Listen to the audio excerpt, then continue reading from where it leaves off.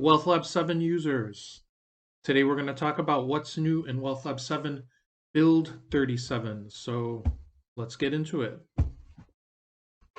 First off, we implemented market special hours. So this last Thanksgiving, we all know that Friday was a half day. So if you would have opened a chart, for example, let's switch to a 1-minute scale.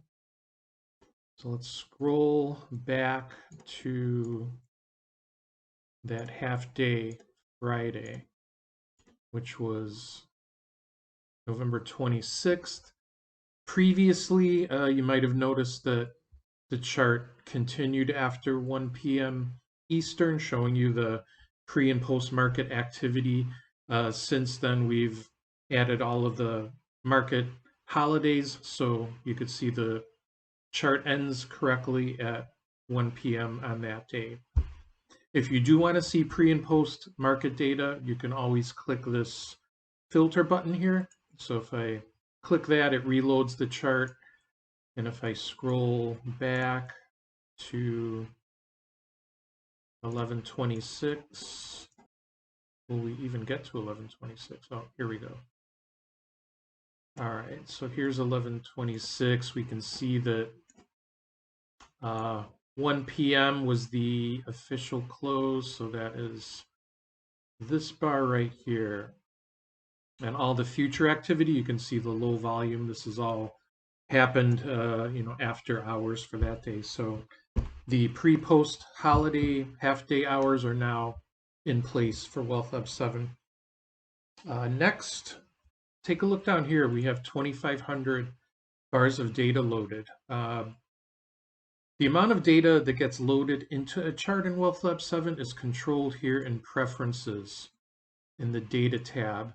And this has undergone a little bit of a revision for Build 37. You can now explicitly indicate how much data you want to load in your chart using the standard data range control in Wealth Lab 7.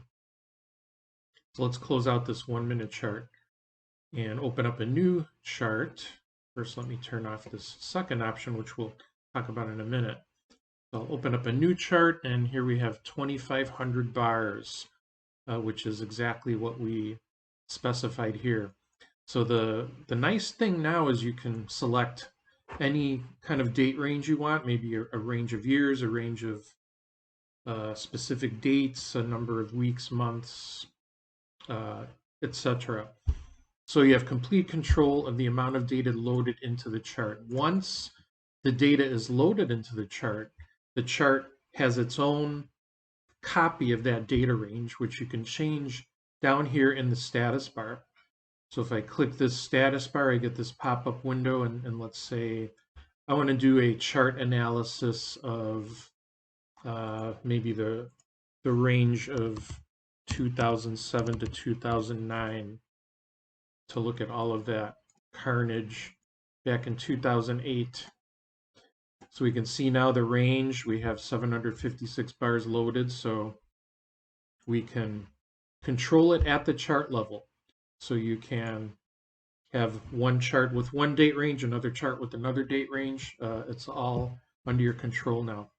The second part of this feature is this checkbox here, which will indicate that the previous data range setting should only be applied to intraday charts. So you can turn this on if you always want to see all of the data in your daily charts. So here we have a full 7,261 bars loaded. But if I change the scale to 1 minute, it will load only the 2,500 bars that I have here in my preference. So that is the data range enhancements for Wealth Lab 7 Build 37. Next is the most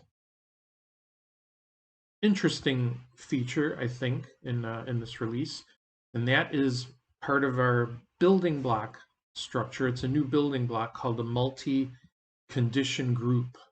So let's take a look at that by creating a new building block strategy. And I'll drag over this new multi-condition group.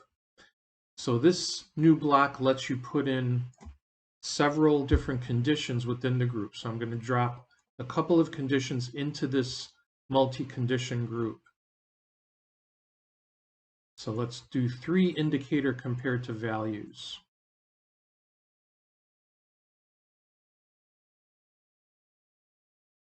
So let's try 3 different oscillators. The first, let's say RSI less than, let's give it 40. Next, let's say CMO, Shand Momentum Oscillator, less than -40. And the last oscillator we'll check is the Ultimate Oscillator. We'll say less than 40 for that one too. So all these 3 are now in our multi-condition group, and we can now say that this aggregate condition will resolve to true if a certain number of these 3 is true. So we can make 1 out of the 3, 2 out of the 3, or all 3. So this can also be optimizable. So let's make this optimizable. We go from 1 to 3. So now instead of saying at least some of these conditions are true, we can also say a specific condition number is true. And so when we do that, we pick which of the 3 conditions must resolve to true.